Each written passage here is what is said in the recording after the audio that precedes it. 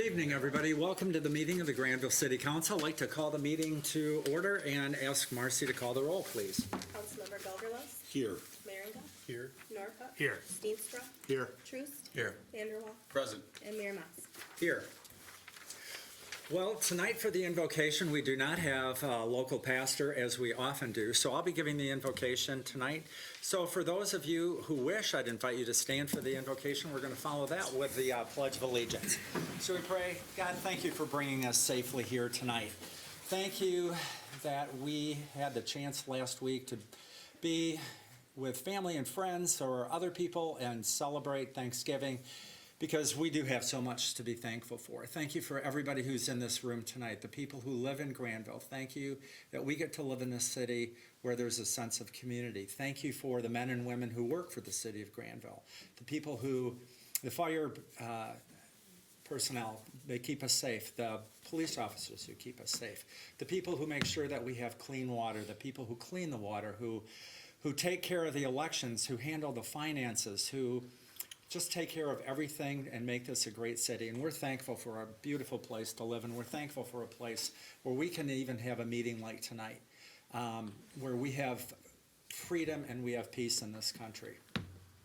And I thank you especially tonight, God, for the city council and the privilege I have of working with people that I know care about other people and care about the citizens and put people in Grandville first. So we thank you for all of these things. In Jesus' name, amen. I pledge allegiance to the flag of the United States of America and to the republic for which it stands, one nation, under God, indivisible, with liberty and justice for all. So, Council, you have before you the agenda for tonight's meeting. Is there a motion to approve that agenda? So moved. Support. Motion support. Any discussion? All those in favor, please say yes. Yes. Any opposition, please say no. We also have the minutes from our last meeting, November 13. You've had a chance to look at those. Is there a motion to approve those minutes? So moved. Support. Any additions, corrections, anything anybody wants to point out in particular? Okay. All those in favor of approving those minutes, please say yes. Yes. Any opposition, please say no. Great. We also have presentation of bills, still a substantial amount, almost $700,000. You can tell we've done a lot of construction.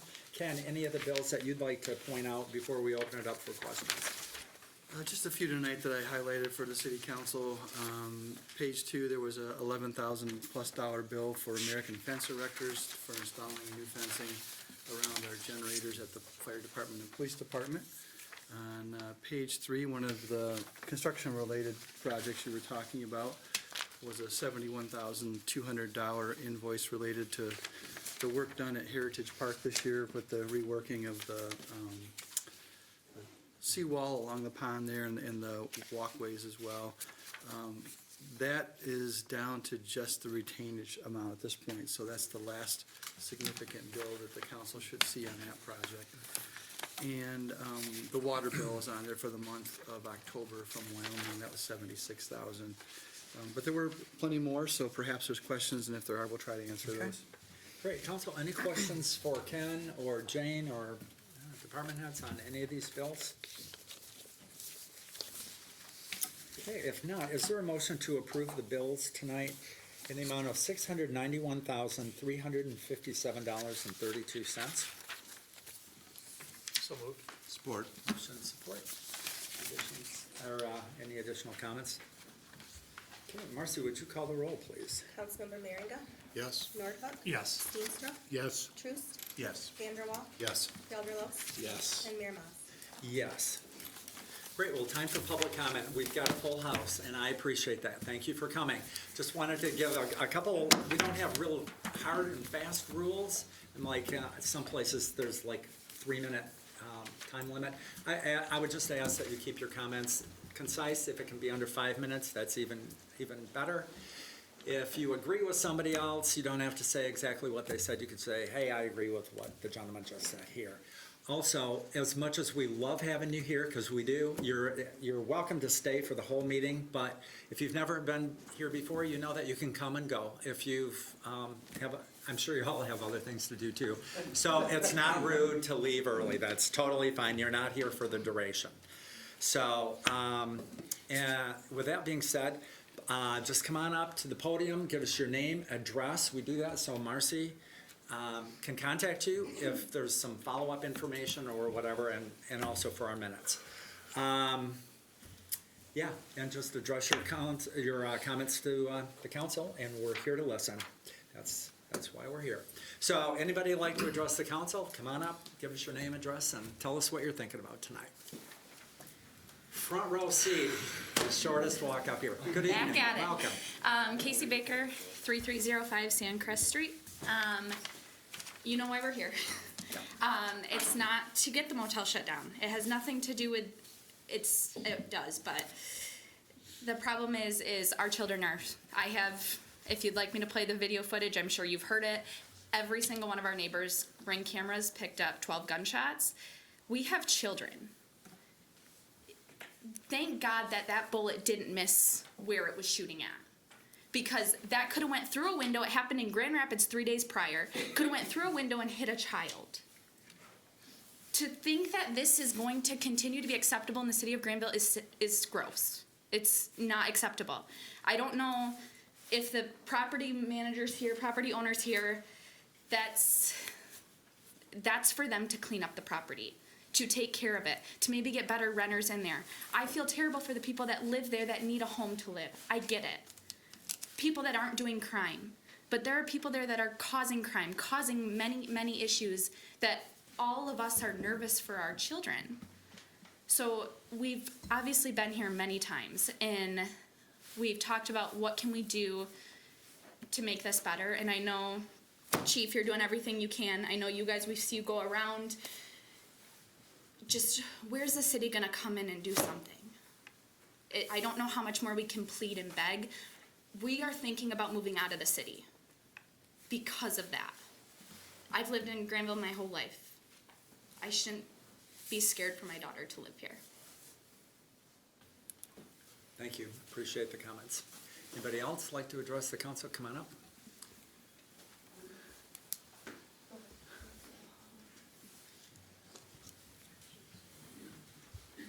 Hi. I'm Jennifer Johnston. I live at 2940 Wallace. So we're a couple houses down from Sandcrest Court, which is directly down from the motel. And same thing. It's just getting to the point where I don't want to live here anymore either. I've lived in my house for 15 years.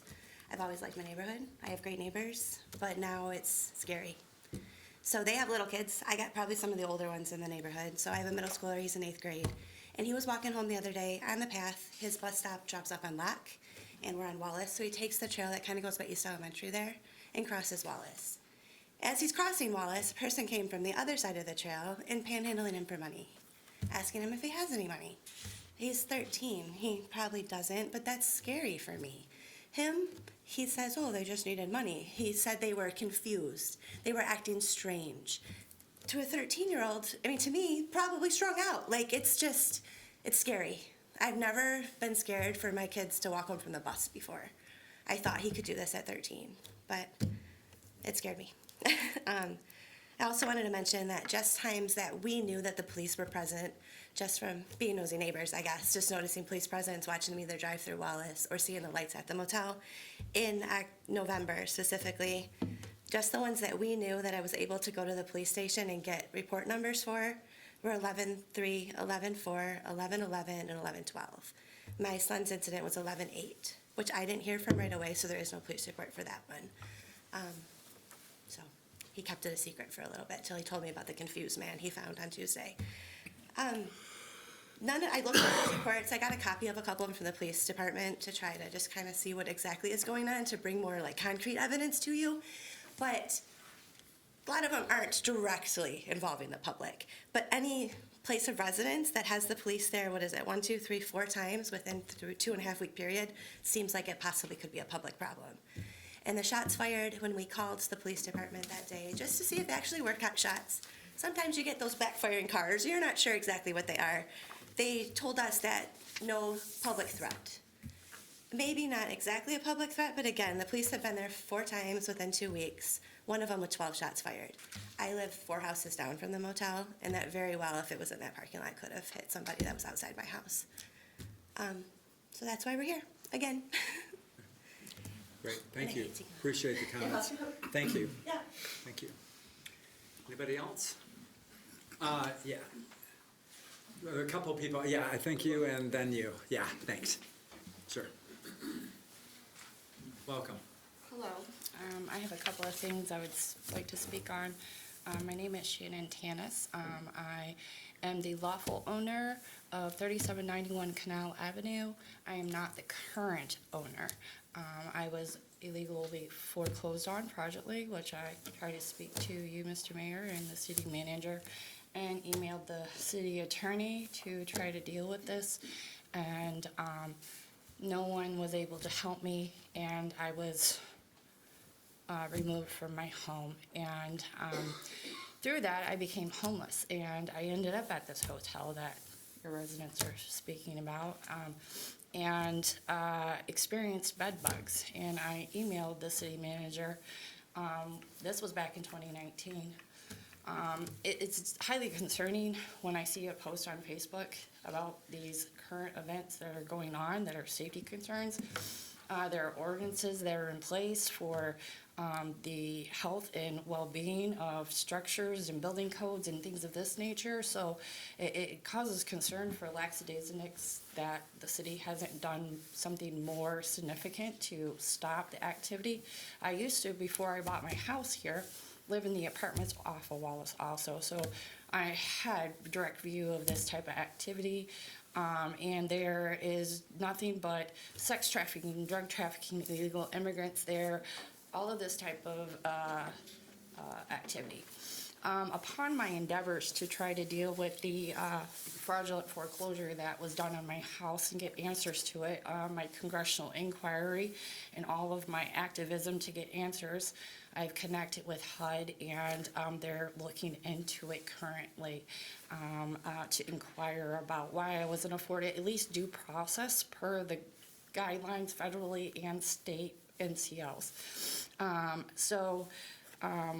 I'm going to also mention this because I'm probably sure almost 100% this hotel has received federal funding for COVID relief, for homelessness and access Kent and those types of things to pay for hotel services. So I'm going to see if there's an avenue I can utilize with that mechanism to look into it also, because we see cities covering up these Blythe type of structures and activity that are going on that are affecting the community, and it's not supposed to be happening. So why is it?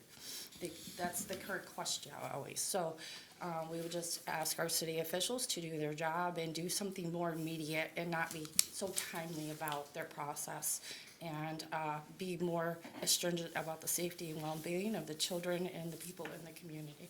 So thank you. Thank you, Shannon. Appreciate your comments. Anybody else? Yes, sir. My name is Rob Spetta, off of Sandcrest, 3270. I had my truck stolen. My wife had her stuff stolen out of her vehicle right around the road from the same motel that we're all talking about. That place has been a pillar of crime for you guys in this city for decades. And really the responsibility lies on the city itself. And it seems like anybody I talk to, even if they're not from the area, but they just kind of grew up in the area, knows that motel, crime, drugs, human trafficking. I've had neighbors run into young women that have said that they've been trafficked there, or worse, whatever. The gun crime. I mean, it's pretty bad. And we've asked for help. We get patrols for a little bit, then it's done. And it seems like we've talked plenty of times. It's like, what do we do? Take it into our own hands? But then that becomes a problem for you guys, and then we would be in trouble for anything we might do. Makes it to the point where we want to almost suggest not voting for any millages anymore, not voting for anybody that doesn't help us. And we're going to have to make that kind of push pretty soon. It's not expensive to even just throw up a mobile police camera. I mean, it's $10,000. It sounds like a lot of money, but for what the city goes through, that would have probably caught a lot of the people, not just our own home security cameras. Other than that, you guys have people who are sex offenders that can stay there that are so close to the school where I wouldn't even let my kids walk to school, honestly.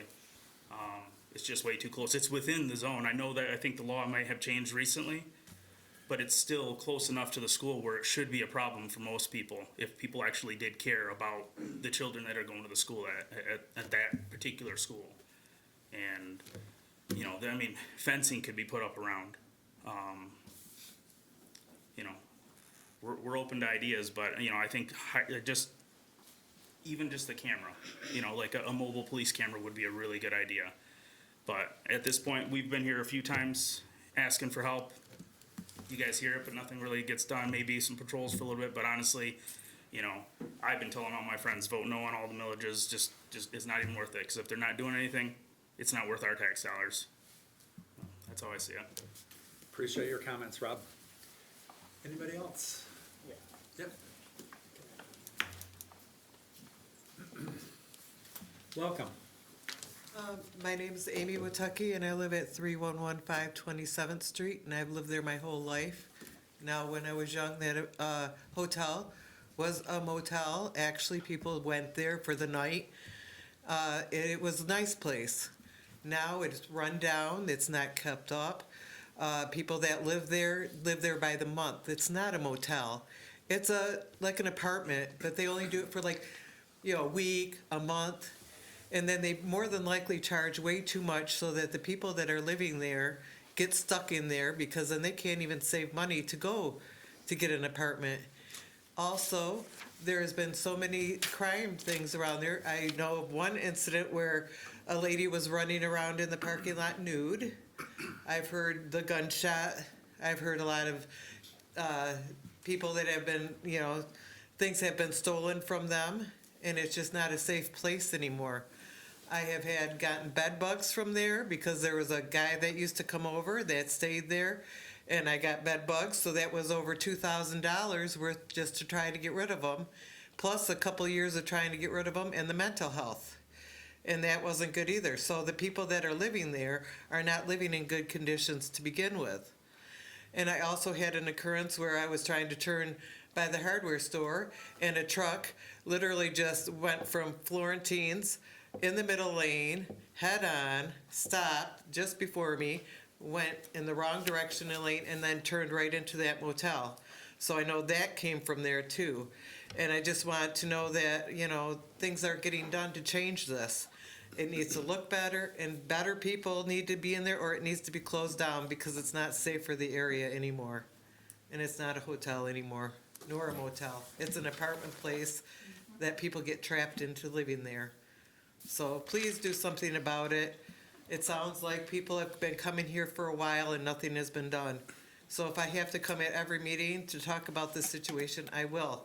I live 2 blocks away from there, and I want something done, please. Appreciate the Thank you. comments. Thank you, Amy. Yes, sir. Welcome. Thank you, Mayor Moss. Tyrus Marzine, 3382 30th, so I live right across the street from East Elementary.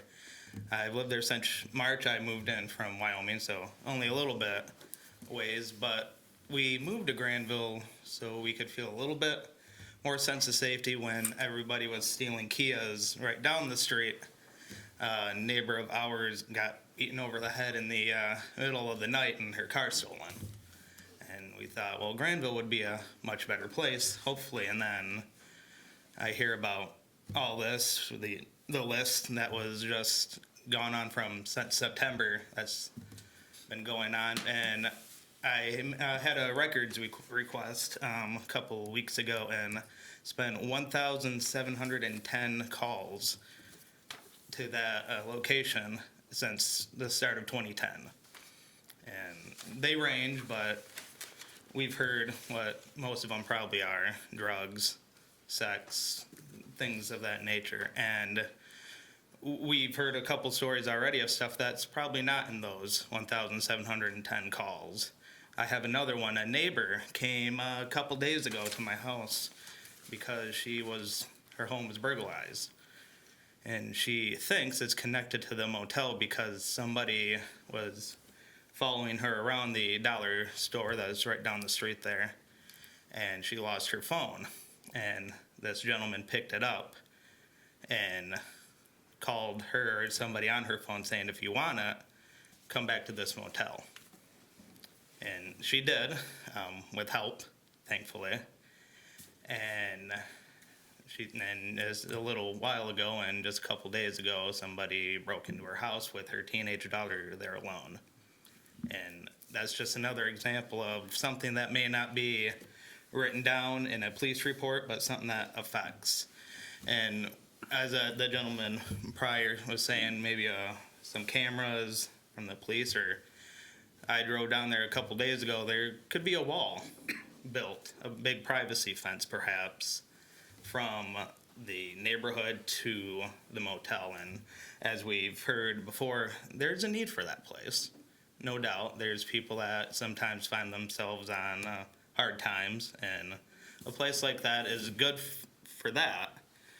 But when you have something so relatively inexpensive and run down like that, it breeds bad behavior, and it invites that same bad behavior. And another record that I did find, that it did fail a fire inspection. Not all the rooms had working fire alarms, so the city actually marked that as a fail for them. I don't know if they actually fixed that or not, and if they are now up to code, but maybe that's something else that should be looked at. And if not, I don't know what you as a city council can do to the owners of that property, but something does need to be done. I do understand once again that it's probably needed. It was built in the late 50s for a reason. It's probably the only motel hotel around the area. I was imagining maybe some more dirt roads back then. And there was a need for it, and there's probably still a need for it, but it needs to be cleaned up, and hopefully with the help of all of you, that can be done. Thank you. Thanks for the comments, appreciate it. Anybody else? Hi, my name is Jessica Scheck. I live at 2864 Wallace Avenue. My house is right before the turnaround, before the motel, and my backyard backs up to the trail that goes through there. So basically my whole backyard is next to the trail. And a couple things, I know I'm bouncing off of what everybody else really is saying, but the summer after we moved in 2020, there was no fence along the back of the motel, and so we were having a lot of issues with people coming down and bringing their dogs or cutting through our yard. The fence that they put up there, I don't know if it was the motel or who put it up, but randomly they put a fence up, and that did stop a lot of the traffic that came through onto that trail. The problem is now it's just moved over. They just have to walk a little bit further to get into our street and then still utilize that area. I worked my butt off to try to provide for my children a safe place to live. We lived in a lot of kind of sketchier areas in Grand Rapids before this, and I have 5 small children that I don't even feel comfortable letting outside, which is heartbreaking to me because we specifically chose Grandville for the schools, for the safety, and for the people. I have amazing neighbors that always seem to come together when there's something that's going on. And I know that the police department has done so many things to try to help. I honestly, my heart breaks for the police department, who they're citizens like us when they don't have their badges on, and they're risking their lives. We had a child that would come over to our house, and it ended up he he went to school with my daughter across at elementary school, but he lived in the motel. And the stories that this little boy would share with me and with my children, the things that I had to explain to my children based off of his experiences with bed bugs, with police presence in the parking lot, with having to lock his doors, with sleeping on the floor, was just it was worse than the areas that I thought that I was trying to run away from. And I'm asking you guys for your help in this. I'm going through a personal experience right now with the separation of my husband, and so I am a single mom of 5 small children all the time. And I need them to be able to go outside and not hear cussing and screaming and cars screeching out. If there were any type of weapon or anything that was happening in their parking lot, it would shoot straight to my backyard. And it's frustrating to feel like I can't let my kids just be kids, and not explain to them why they can't go outside without explaining to small children. I don't want to blame all of the people in that motel, because it's not all of the people. I've met a lot of really kind people who are in just a really tough spot, but my safety net right now is my neighbors, our little crime watch that we've got going in the neighborhood. And I really truly feel it shouldn't be that way. So I want to thank you guys for what you have done thus far to help. But I'm really begging you guys to try to help us here, because I mentioned earlier in the process of a divorce, but I'm working in the legal system and trying to fight for my home here in Grandville. And I don't want to feel wrong about fighting for my home, because I feel like it's an unsafe home anyways. So I'll leave it at that, but thank you guys. Thank you, Jessica, for your comments. Anyone else like to address the council? Welcome.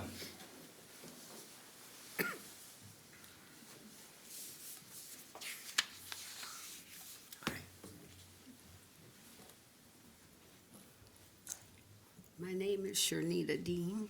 I live on 31st Street, Grandville. This is the first time I've been to one of these meetings, so I'm a little nervous. But I moved here in '69, single, 5 kids. Ended up raising 4 grandkids and then the quarter, so that's 9 1/4 kids. I've had nothing but problems since I moved in. I gave Mr. Moss some pictures that I had taken years ago when my problems first started. Nothing was done. This year I had a neighbor of mine take my fence out for me, my back fence, because I have animals. And I had my fence put all the way around my house. I had to put Everdry in my basement. Nothing was done about that situation either, because that came from the church and flooded my basement when they plowed the snow up against my fence.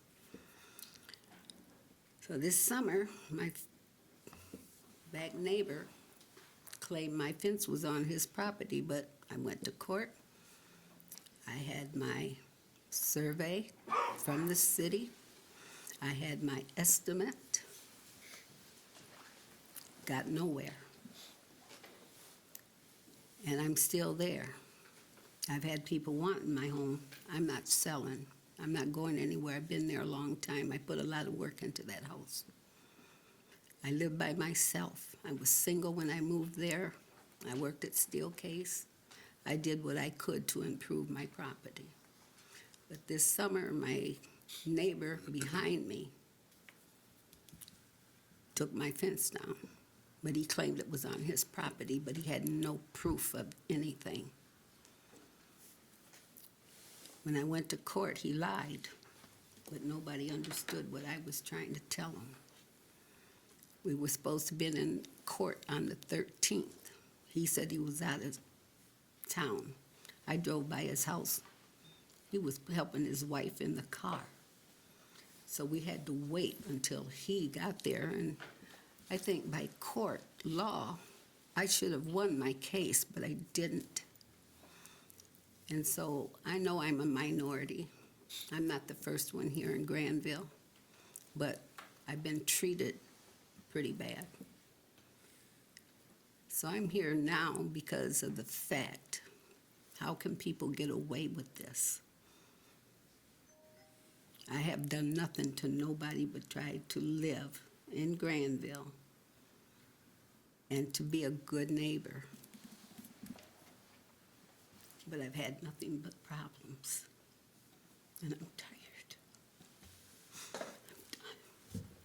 Thanks for your comments, Shanita. And I still have those photographs that you gave me. I've still got those. Anybody else like to address the council? Come on up. What's your name, address?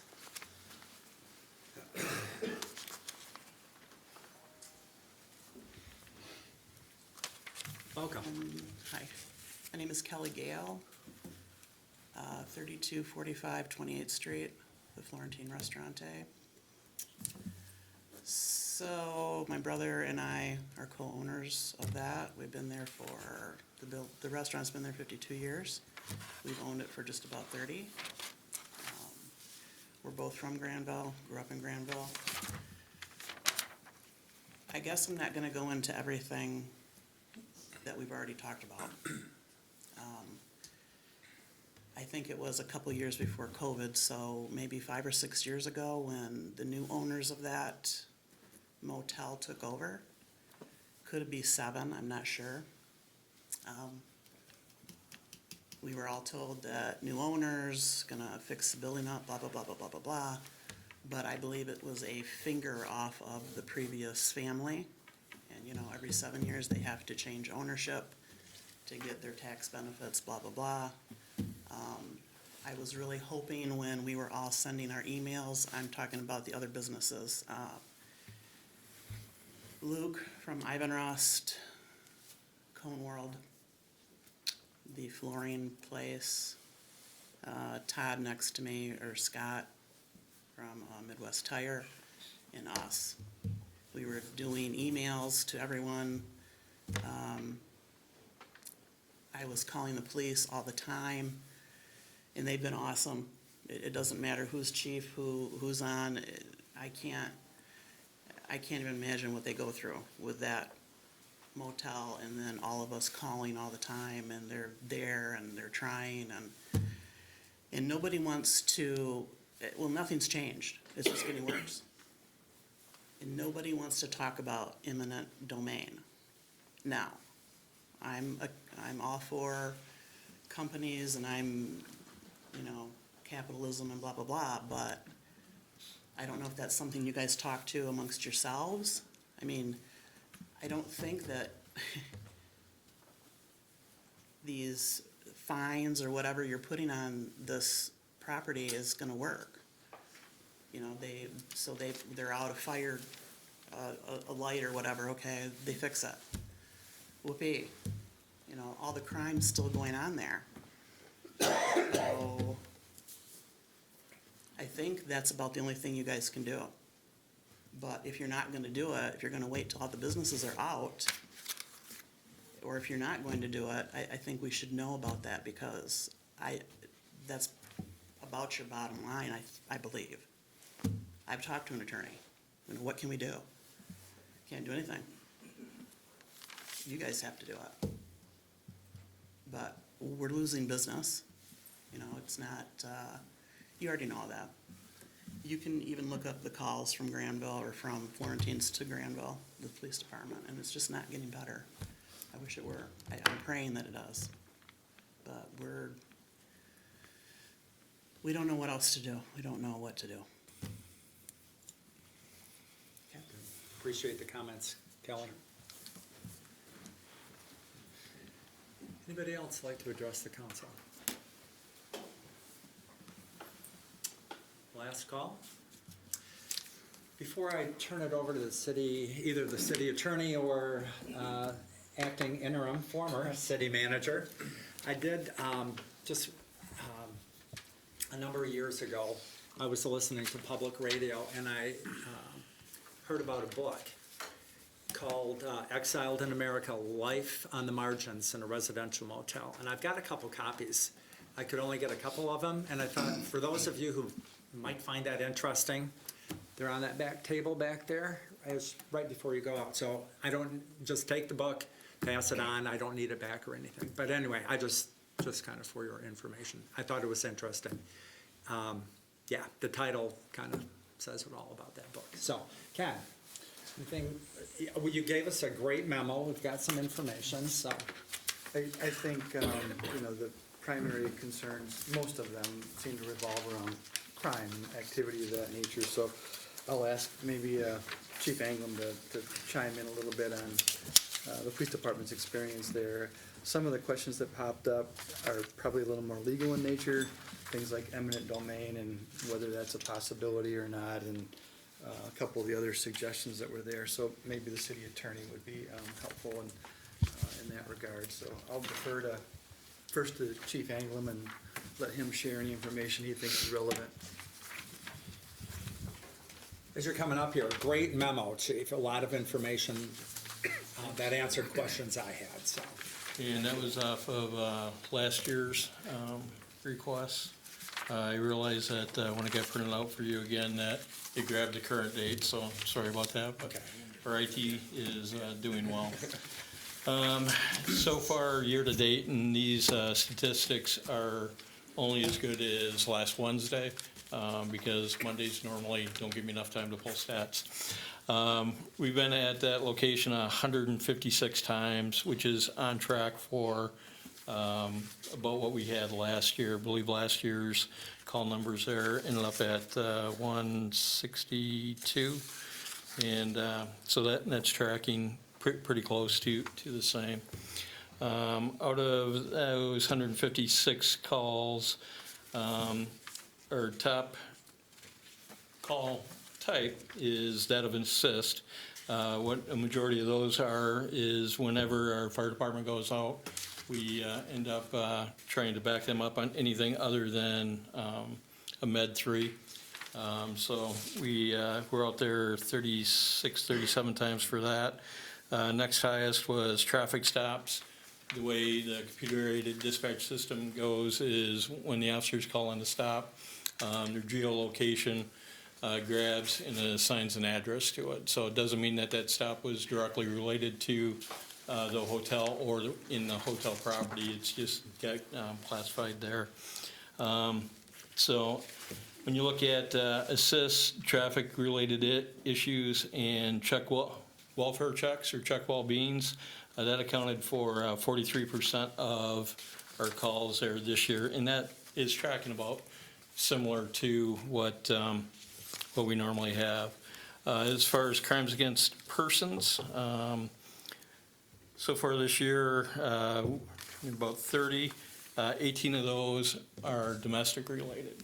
Okay, not all 18 are domestic assaults, but they're domestic related. You know, if there's an argument, no assault, you know, technically that's not a crime against person, but you know, the way I looked at it, I included those as well in the crimes against persons. I completely understand hearing the shots ring out is not a well, sadly, no matter where you are, Grandville, Wyoming, Kentwood, any place, the sound of shots being fired is becoming much more common. But it's still, especially when it happens in your neighborhood, is definitely concerning. That incident is still being investigated, so I can't really get into the details of that in a public forum. But we do investigate all crimes that are reported to us. I can definitely understand the citizens' frustration, and I do greatly appreciate the positive comments that they have made for our department, because our men and women are out there every day and night doing the best we can on this. So I'd be willing to try and answer any questions that you might have. I have a question. One thing that struck me was, and I appreciated the information, was the calls for service, and you compared them to, let's see, we have 1, 2, 3, 4, 5, 6, 7, 8, 9 hotels. So I found that information pretty interesting as well. So. And I heard a couple people kind of claim that this is our highest call volume place. It's not. Okay, yeah. The mall and one of our newer apartment complexes are probably running pretty similar numbers. I just didn't have time to pull that. So. All right. Thank you very much. Thank you, Chief. Yes. Just a quick question. So when you say that category of assist, what kinds of things would be examples of call situations that would be included in an assist, like medical? Majority of them are assist medical, could be assist on a civil standby, just something that's not a criminal, criminal nature. We don't really do lockouts, but if a child was locked in a car, that would classify as an assist. Okay, thank you. Thank you. Randy, I don't know if you wanted to weigh Well, I in. can make a few comments. Sure. It sounds like, the city has been doing some things, but certainly the citizens would like to see and probably deserve to see more if we can do more. Part of the issue, obviously, is that your actions have to be based on what the law allows you to do, so you can only act as the law permits you to act. And clearly, there are property rights involved here, not only of the citizens, but also of the motel owners and the citizens that live in those facilities. As you know, because we talked about it before, there's also a due process requirement in anything that you do, which means you have to give people an opportunity to defend themselves, if you will. And first and foremost, there has to be some sort of mechanism set up which would define the law that you're trying to enforce. So for instance, we've heard some things about building code, and we have a building code. Perhaps we need to do some more things with regard to building codes. That doesn't necessarily shut the hotel down, but it does make them come into compliance if they aren't already in compliance with the various provisions of the building code. Those kinds of things probably don't address some of the concerns the citizens have. It sounds like at least some of them would prefer to have the hotel be gone, if possible. And we can explore some ways that might happen, but again, that would involve perhaps some significant funds from the city to do that, and you'd have to be willing to go down that path. There may be other things, not necessarily related to the building code, but for instance, some sort of hotel licensing scenario that we could set up. I would warn you, though, that what you do for one, you must do for all. So there's just a comment that there was eight other hotels in the city. If you decide to structure some sort of a hotel licensing format, which would in turn, I think, allow you perhaps to try to close it down for being a nuisance for violating the hotel ordinance in various sundry ways. You'd have to enforce that same ordinance against the other eight. And again, that would involve perhaps significant funds for the city to spend to set up and then enforce that program. There have been some other comments here about a camera and some other things which, to a layman like me, sound like that might be something that's possible, fences. And it may be that the owners of the hotel can be persuaded to do some of these things in the context of being good neighbors in the city, so that we don't have to do some of these other more significant things. And they may be a series of things you can do that build one on the other, so that if one doesn't work, you have 2, 3, and 4 other things that you're prepared to do to get compliance and get things under control to the extent they aren't now.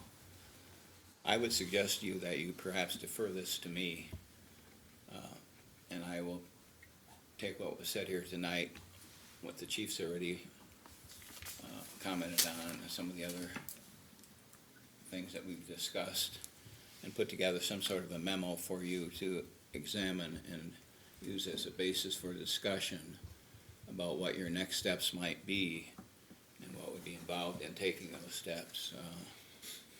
And I would think that I could do that in the next 30 days or so, so that we move this forward. I think it's appropriate to move this forward. Good, I appreciate that offer. That would be, I think, very helpful for all of us. Doesn't necessarily mean you'll like what the options are, but Well, then we'll know. then we'll know. Mayor Moss, I have a quick question for you. Can I ask it? Sure. So we were obviously here like 4 times last year, and we explored options of telling you guys, you know, this property isn't ran like a hotel or a motel. And I know somebody back there was saying that people are running long-term there. So where does that ordinance come in if it relates to the 8 other motels that can rent nightly, when no one else can rent nightly there? It's weekly, monthly, whatever happen be it. Yeah, you're really talking about a zoning ordinance concern here. Zoning ordinances determine what kind of uses are permitted where, and define the kind of uses that are permitted in each zone district. So that's acceptable there. Yeah, the issue would be, though, that if you define a hotel, and I thought some about this based on your comments last time, that this really doesn't operate like the typical hotel. It's a short-term rental as opposed to, I'm sorry, it's a long-term rental instead of a short-term rental. And you see a lot of the discussion these days about short-term rentals in residential areas and whatnot. This is a different twist to that whole discussion. But if you would define hotels to be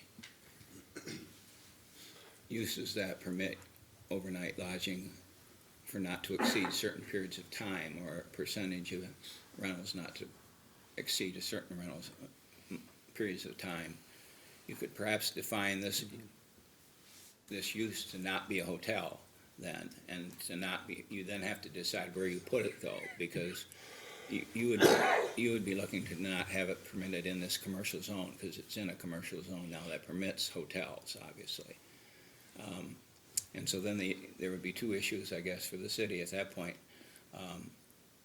Number one, under zoning, you have what's called a non-conforming use protection. So if you're doing something that was illegal when you started doing it, and now the city makes it illegal, they still can continue to do what was legal before the city changed the rules, and that's called non-conforming use rights. And so, number one, you'd have a discussion about whether, if you define this differently so that they no longer qualified as a hotel, but what they were doing was legal before, then they could continue doing it because they're a legal non-conforming use. So it doesn't really get you where you want to go under that concern. The other thing the city would have to look at is the law provides that you have to provide for almost all uses somewhere in your jurisdiction. So you can't what's called totally exclude a legitimate land use. So you can't decide in your community that we aren't going to allow any commercial. It's all going to be residential. You just can't do that. You have to provide for all legal zoning uses somewhere in your community. And so if not here, then where would be the next issue that the city would have to deal with. Not saying they couldn't do that, but those would be the 2 things we'd have to look at in the context of what you raised before, and the way that this is used for more longer term as opposed to shorter term rentals. So those are the kind of things that I will put together as part of my response to what the city can and can't do, and if they do this, then what else happens that they have to look out for. No, that's a great question, Casey, and you're lucky because tonight we've got the chairwoman of the planning commission here and also JR serves on. And I know, JR, you hear us, So, yeah. I know, so. Good. Well, we'll look forward to seeing that memo. Now, is that memo going to be a public document, or? I've given some thought to that too before tonight. Some parts of it would be public, I would think we could make public. There would be some parts of it that I think I need to keep protected under the attorney-client privilege, depending on what you decide to do. Okay. And how I have to defend what you decided to do in the future. Okay. Fair. Good. Thank you. All right. Thank you very much. Okay. Can I just ask quick? Mayor? Sure, I'm sorry. Yeah, No, that's okay.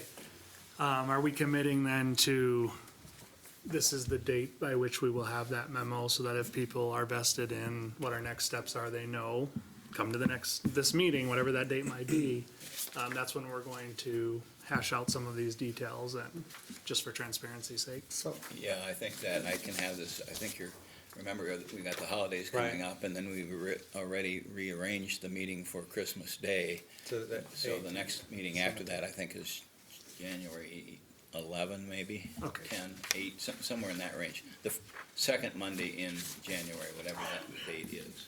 That's what I would aim for. It's the 8th. The 8th, okay. Thank you.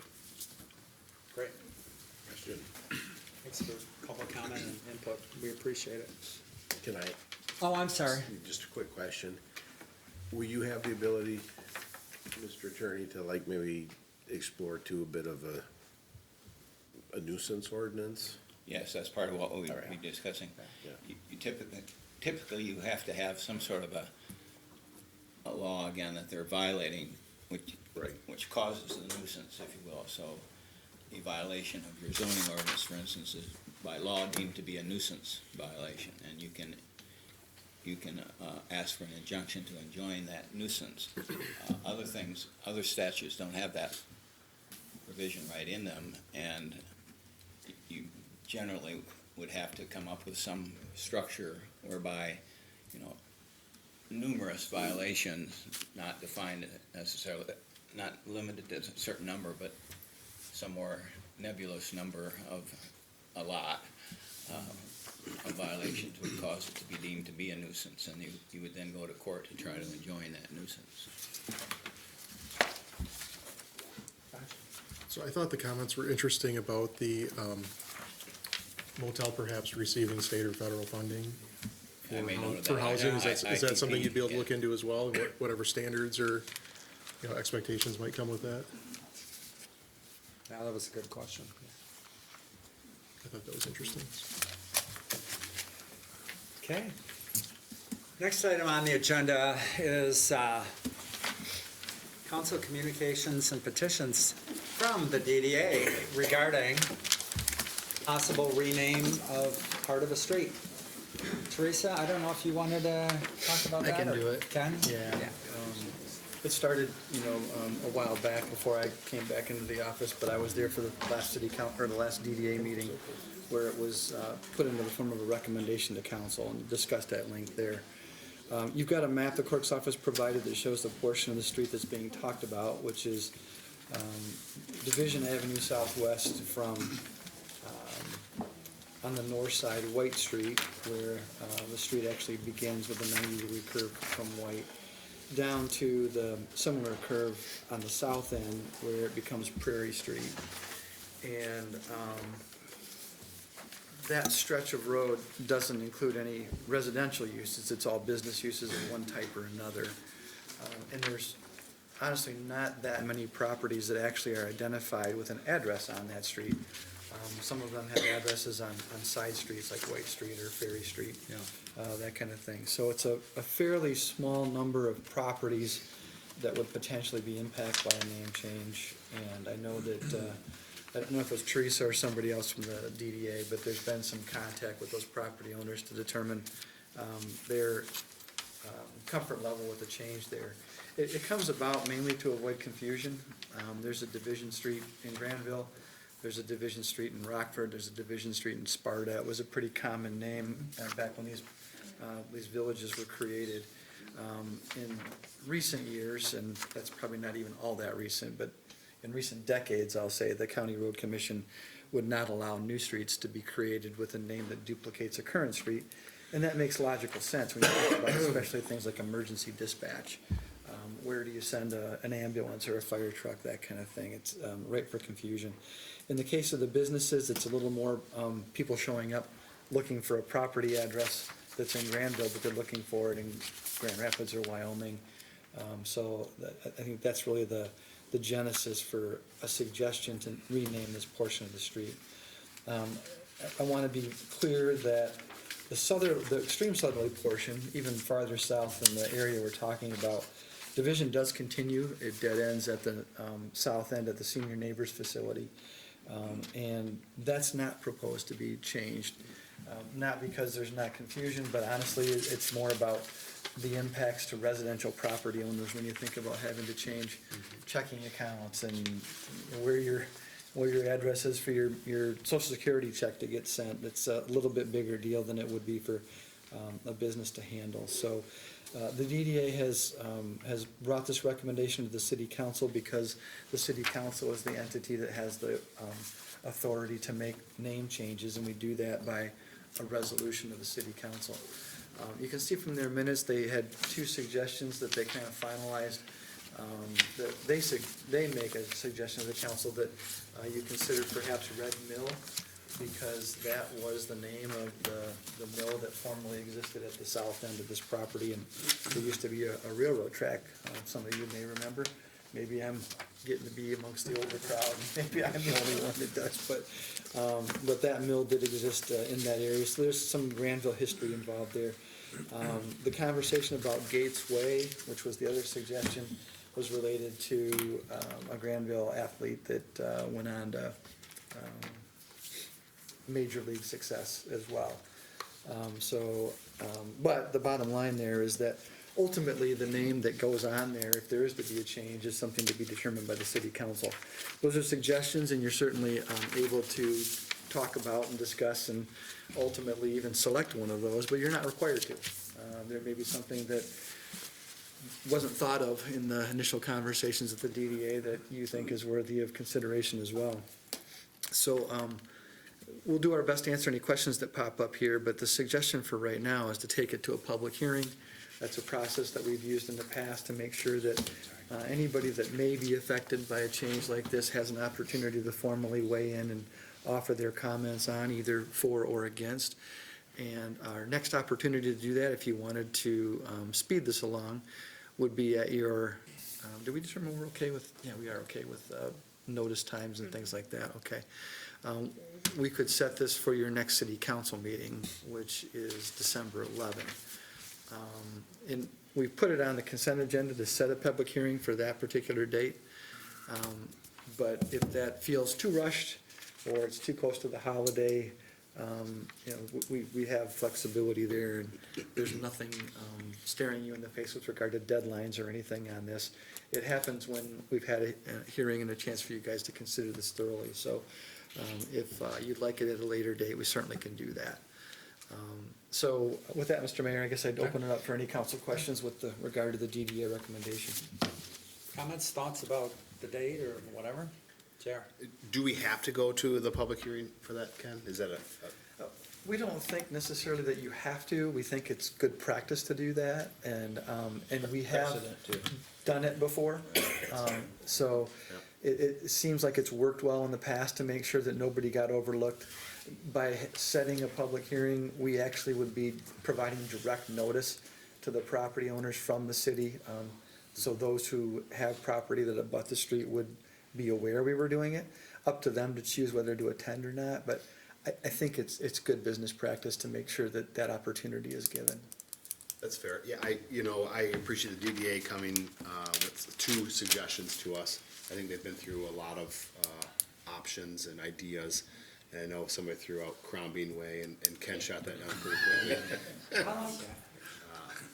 But I do think, though, that I know, and I was talking to my wife about this, who sits in the DDA. I thought, you know what, we came to a resolution pretty quickly as a council how to name the commons, right? I think we were all creative enough and found a solution quick enough that while I'm happy to go through this process of the public hearing, I think we can come up with a solution quickly. And I love both options. I would love to hear what the public has to say, but I think we can move forward with that, in my opinion. Any other thoughts about having it on the December 11th agenda? I don't think that's too rushed, personally. So. Yeah, I have thoughts. I have no problem either way. I guess I don't think it's a really good idea to go forward without drawing public comment on it myself, I guess, now I think it out. If we've done it that way before, there's no rush to doing this. I would favor us going to soliciting some public comment on it. I am not in love at all with the two choices. I think there's one choice that I would never, as a matter of policy, ever name a piece of city infrastructure after a person that's living. I just think it's bad policy. So I would, no matter, unless if somebody has done something really extraordinary. So I would, just on principle, I would not. Is that person still alive? Yes. Oh, I didn't know that. Yeah. I don't know who the person is, so I mean, I know what their last name is now. How about Brent Gates, right? Huh? Are we talking about Brent Gates, right? Or Red Former Mill, baseball Red player? Mill, Huh? old Red Mill. Red Mill, I'm fine with. No, I'm talking about Brent Gates. He's like in his 50s. He played in the 1990s. He had a baseball career. No idea. Yeah. Thanks for letting For the, yeah. I forgot the A's or somebody else. Yeah, the A's, the Yeah. Twins. 6-8 years. Any other thoughts? Okay, we'll leave it on the consent agenda then further down. Marcy, early voting, 9 days, huh? 9 days. So you'll need a lot of workers. I will. I've recruited one already for you that I told you about who loves to work on weekends. So there Send you them my way. go. So Marcy has provided a great memo. I mean, this is what we all have decided, well, I say we all, the state of Michigan has decided, so sounds like there aren't any options. Sounds like, this is for every election, even like a school? No, state and federal. State and federal, okay. You can do it for every election, but right now we're only planning for state and federal. Okay. So, let's see. You would like us to consider a resolution approving early voting site, and that would be here at City Hall? It would be here in this room for 9 days. Okay. The room would be secured every night, and every morning we would be required to open everything and check the seals, make sure everything matches from the night before, and then the room would be secured at the end of the night, and the only people that would be allowed in would be the clerk's office, so. One thing that I noticed, do you personally have to be around all 9 days, including Saturdays and Sundays? Yes, we'll have to be here to register people that are coming in, or if there's any questions and they're voting, then we're here to figure that out for them. But yeah. I imagine that might be kind of quiet. They did a trial run.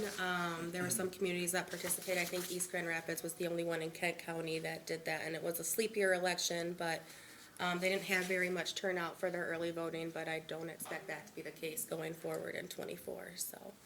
I don't know Okay. how busy it will be, but, we'll see. Okay. So what would the resolution number be on this? 3328. 3328.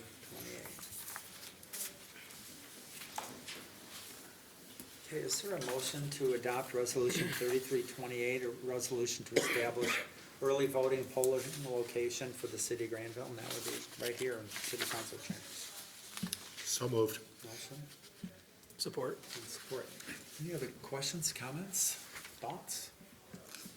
Yeah, Josh. I guess a comment and a couple questions. So thank you so much to Marcy and the elections team for putting this together. I know it was a lot of work, and I know that the, constitutional amendment that was passed created a lot of extra work for clerks to kind of put this together, and some of the details are still being hammered out in the legislature, right? I'm just curious so I know there's additional cost that comes with this. First of all, that's being paid for by the state, correct? Hopefully. There's a grant process for applying, and you've already done that. I've already I can done all of appreciate that. And I think you said that you had requested 100% of the additional cost be covered by the state for this, correct? I think this is a good plan. I'm just curious if we adopt this plan now by resolution, if something needs to be tweaked or changed, is there a new resolution that's needed to change it? That's possible, I'm assuming, if necessary? Like we need a different location, for example, or we need to make some adjustment to the days or the times, Then we could change that resolution, or we could change those times, but then any changes that you make does have to go out to all the voters in the city, so. within a certain amount of notice prior to an election, or, okay. So, thanks so much for the work on this, it was a lot to put together, There's more to come there. More to come. Any other comments, questions? No, we have a motion and support. Marcy, would you call the roll, please? Councilmember Nordhook. Yes. Steenstra. Yes. Truist. Yes. Vanderwall. Yes. Gelderlos. Yes. Merringa. Yes. And Mayor Mas. Yes. Next item under the consent agenda. We've got some reports from October. We've got the investment report from October and a couple November reports, the DDA and the tree board meeting. And also, like we talked about before, we will be setting a public hearing for renaming portion of Division Avenue to next city council meeting on December 11. And also authorizing the 4th of July fireworks agreement with Pyrotechnico Fireworks Incorporated. Is that the company we've used before? It is right, Mike, but it's a different name than we've seen before. I didn't hear his whole question. Is this the same company we worked with in the past? This will be our second year with them. The committee changed vendors prior to last year. Okay. Okay. I see there's a couple payments, one in May or April and one. Yeah. Yeah, and what, to be very clear about it, this is a 2-year contract. Okay. And so, you're, by approving it, you're committing to both 2024 and 2025, correct? Correct. Okay. Okay. I see there's just a modest increase from 1 year to the next one is 23,000, the next year is 24,000. Correct. The deposit goes up slightly as well, so. There is some sense of urgency on this, because there is some competition. The chief informs me as far as locking in dates, and it's not guaranteed until you sign a contract that you can get the date that you want. If you delay, it's possible for others to contract for the date, and it limits our ability to stay where we'd like to be. I just conferred with Randy, and so approval of the consent agenda, because this kind of a purchase contract, it would be in the best interest of the city. So is there a motion to support, approve the consent agenda in the best interest of the city? So support. Motion support. You know, I've always thought that's kind of funny that we have to actually say it's in the best interest of the city, because everything we do is in the best interest of the city. But anyway, I always thought if somebody's joining us, we're like, yeah, of course it's in the best interest. Anyway, I digress. Okay, now it's important. Marcy, would you call the roll, please? Councilmember Steenstra. Yes. Truist. Yes. Vanderwall. Yes. Gelderlos. Yes. Merringa. Yes. Nordhook. Yes. And Mayor Mas. Yes. Ken, city managers report. Really don't have anything specific there for any council action. I do want to follow up briefly on the conversation council had 2 weeks ago about the executive search. We talked about and got council's direction to put an RFP out for that, which we are issuing this week. But one of the comments, I believe it was Councilman Merringa brought up, was a potential guarantee from our contract from last year. And I did pull that material out, the proposal that we had approved last July, I think it was, maybe it was even late June. And there is in fact a provision there that says if there's a voluntary resignation within 1 year of placement, that they will repeat the search, with the only cost being direct advertising costs without the consulting fee. I've had a conversation as recently as this afternoon with Emily at the League, who I think you've worked with before as a trustee there, Josh. And my big question was, how do I define placement? It says within a year of placement. So is that start date? Is that contract sign date? What is that? It's a year either way, right? What's that? It's a year either way, isn't it? It's a year either way, but there's multiple dates there. Council authorized your executive search consultant to issue an offer on a certain date. It was accepted on a different date. You formally at a council meeting authorized a contract to be extended contingent on a background check, and then there was a start date. So my question was, what date should we be looking at here? I wanted to let you know it appears it's really close. I think it's possible that the placement date is gonna come down to, formal action by the council last year, to authorize a contract to be offered, which happened on October 24. The resignation this year happened on October 23. So it couldn't be any closer, but in my conversation with the league, I said, this was on my cell phone from outside the office, I didn't have my notes with me. I indicated I would be sending those dates for the league to react to. But I wanted you to know that, because perhaps, if it winds up that this search would be repeated at essentially no cost other than the advertising, does that change in any way your desire to get competitive proposals out there? I think the assumption you probably had, and I did too, 2 weeks ago, was we take a look at everybody and they're all gonna have a cost and we'll make a determination. And we're still fully prepared to do that. If I have a conversation on the phone tomorrow that results in, an invocation of this particular guarantee, warranty, I'm not sure, they don't use that word, they use our promise on this thing. Is the council interested in shortcutting the time on that and proceeding with the league? And I do have assurance that we'll have a call to make with regard to who you'd like to work with specifically. That's not an issue for the league, so. So I bring it out there for a little more conversation because it's different than what we talked about 2 weeks ago. And if you have any thoughts on that, I'm all ears. Again, perfectly content to follow through with issuing a proposal and getting a lot of, information back for you to review. But if it winds up being that big of a difference, instead of perhaps a $20,000 cost, maybe it's just, a small fraction of that. Maybe you think differently, so. And time-wise, that could accelerate things a little bit too, so. I apologize for catching you off guard on this. I would have put something together in your packet had I had this information any earlier than today. But it literally was 4:30 tonight that I had that conversation, so.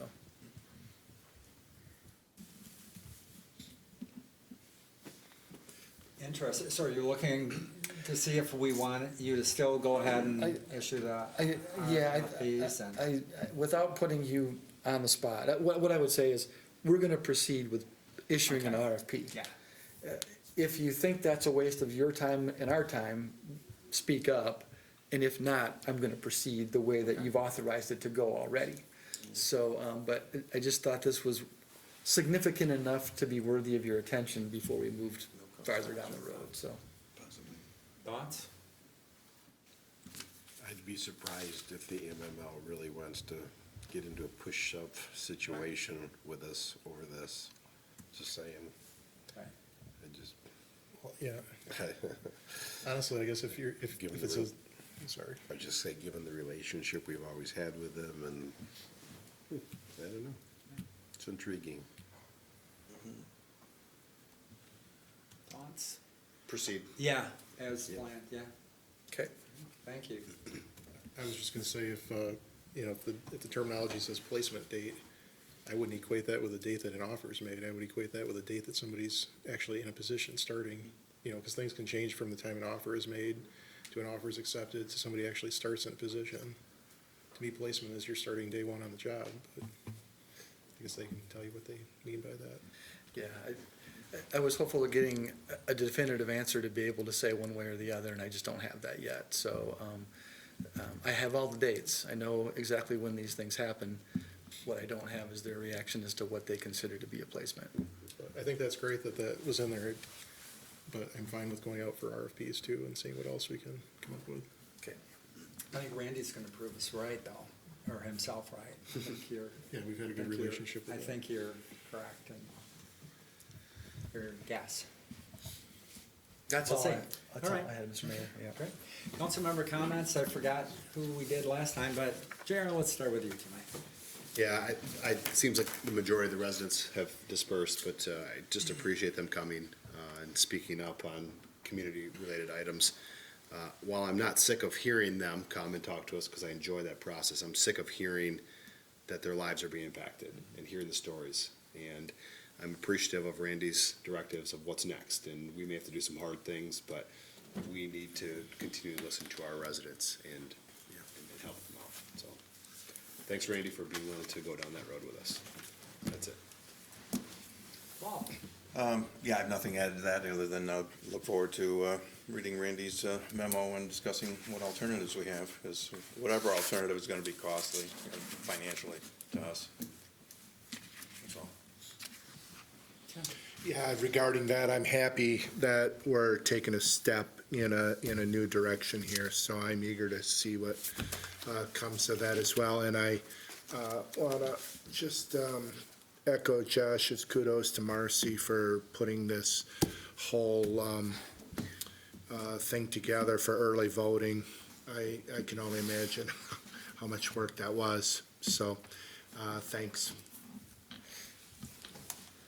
All right, I'd also like to thank all of the public commenters. There was a comment made about, not voting for people if they don't take action. I'm not running for reelection, so I have no skin in the game on that, but I do care about it because we live in this community. And so when I hear things like, I want to move out of the community, I don't let my kids play in the backyard, those are very concerning comments. So I'm really glad that we're going to take some much needed action in the near future here.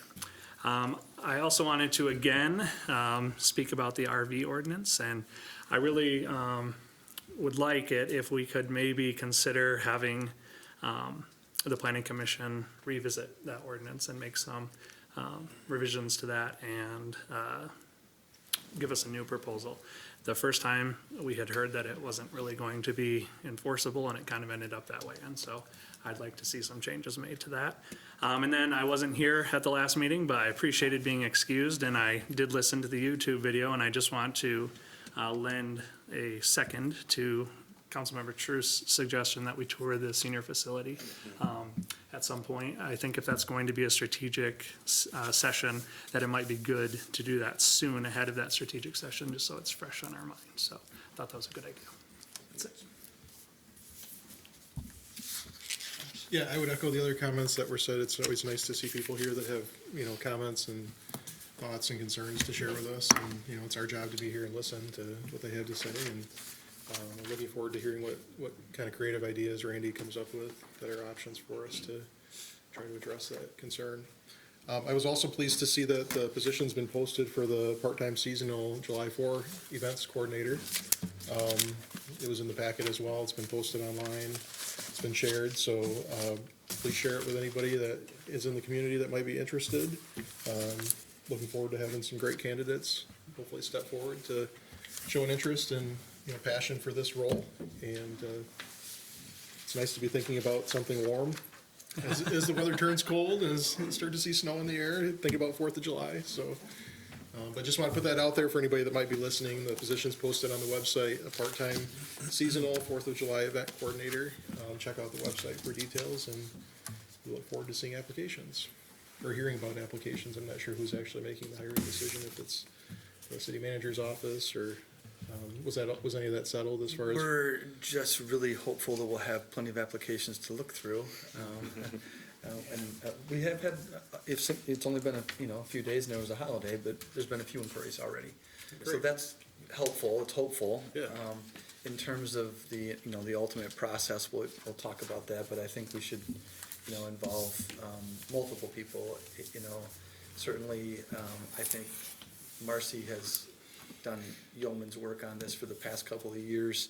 We've got other department heads that have a big stake in this as well.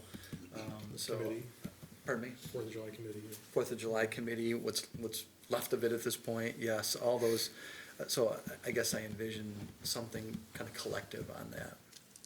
Yeah, so since you mentioned that, we are also accepting applications for various boards and commissions for new terms to be starting or terms to be continuing. And we're looking for a few people that would be willing to help with the 4th of July, be on the committee, maybe not necessarily lead the work, but to serve on the committee as citizen volunteers. So put that out there too. It's the time of year where we're looking for volunteers to fill different spots on commissions and committees. That's it. Thank you. Not a lot, just my heart goes out to the folks in the Sandcrest neighborhood and Wallace Street over there. They are in kind of a tough situation, and I want to thank our police department for everything you guys have done. And JR, I agree with you. I think we just have to try to find a way to move forward and do what we got to do to whatever it is we're going to do. Randy, you told me once, I think, that you were in the 99th percentile on the LSAT. So we're expecting great things from you. It's a long time ago. But I think we do need to look at a lot of different options on what we need to do over there in that neighborhood. Yeah, I agree. I mean, it's a difficult issue. You know, we had looked at it a few years ago. I mean, a few years ago, it's probably longer than a few years ago. And I know I still have a file of a lot of cases on the east side of the state, Right, in that's particular what- about they- nuisance hotels. Yeah, they actually closed at least one down. Yeah, but it's a difficult issue. But the 4th of July coordinator, I talked to somebody on the phone who might be interested. He's got kind of a reputation of having fun events in the area, so that's not Teresa, 'cause she's got the most fun events, but I don't think she's interested in this position as well. Also, speaking of fun events, Saturday, it's gonna be great. Just a few light snowflakes in the air and kind of warm. Yeah? So, have we all volunteered? Do you need any help? I mean, passing out candy? Okay. All that candy canes put on the stage, hand them out regularly. Okay, There'll be plenty of people there. great. Okay, I think that's all I've got. Is there a motion to adjourn? Support. Motion support. All those in favor, please say yes. Yes. Yes. Any opposition, please say no. Great. Have a good evening, everybody.